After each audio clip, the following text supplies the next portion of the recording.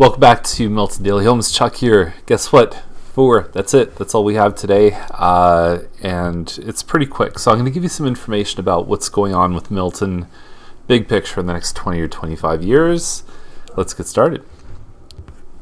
Now, there's an interesting head-to-head battle here on Maple Crossing. So Unit 306, third floor. The next one's on the fourth floor. We'll talk about that in a second.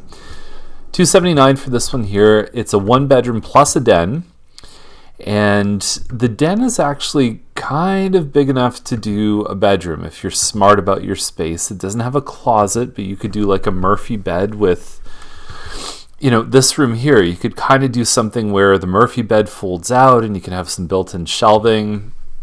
I mean, you can really maximize a lot of space if you look at a lot of the European innovations on small space. Even in Asia, you can do a lot. Like in Japan, an 8.5 by 7.9 room is actually quite spacious. And so it's just our kind of North American vision of what constitutes a big room or not. I like this one. I think the price is good.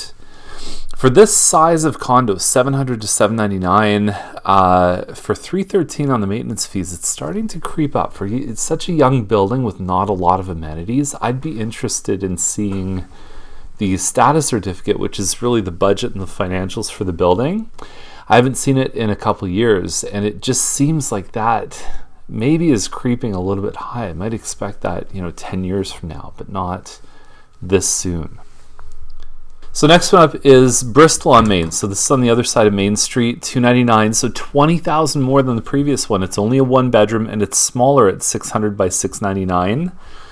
The maintenance fees are usually reflective of the per square foot, but this building, because it's a little bit newer, doesn't have the same kind of condo fees as the other one. It's a few years behind in terms of budgeting and so on.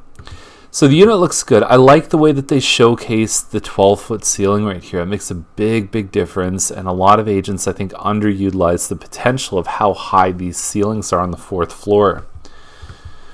So the unit itself looks good. It will feel bigger. Just like if you put these units side by side, even though there's maybe 100 square feet difference, I bet with the ceilings they would actually feel similar. And plus you've got the den is actually just kind of, your living space in both units is probably the same. It's just the den that makes the difference. November 8th is the possession date, so whenever you see a date like that in a listing, it's usually a pretty important date to the seller, and in most cases it means they've purchased another home. So 775 Pitcher Place is $650. If you like this layout in this home, I believe we have one coming out soon that backs onto green space in the same area. So $650, the record holder is $665, which we sold, pat on the back. And it did have the green space behind. So with the finishes in here, I mean, I don't love anything kind of red, pink, yellow. They're not super power colors for listing. But it's clean, it's tidy. I think it shows the space pretty well. There's no carpets in the house on the first and second floor. There is in the basement. 4 bedrooms upstairs. This is a builder finish basement. It's actually a pretty nice space, and then you've got your backyard here too. It's 100 feet deep. Conservatory group built these.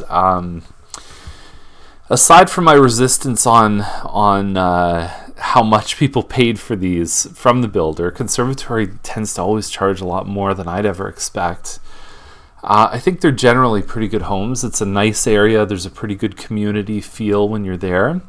And so the price isn't bad. If they got this price, I think they do pretty well. But easily I could see this one going between $640 and $650. October 10th, again, very important date. If they put that day, it means something. Finally, we have Popst Place, 2,750 square feet.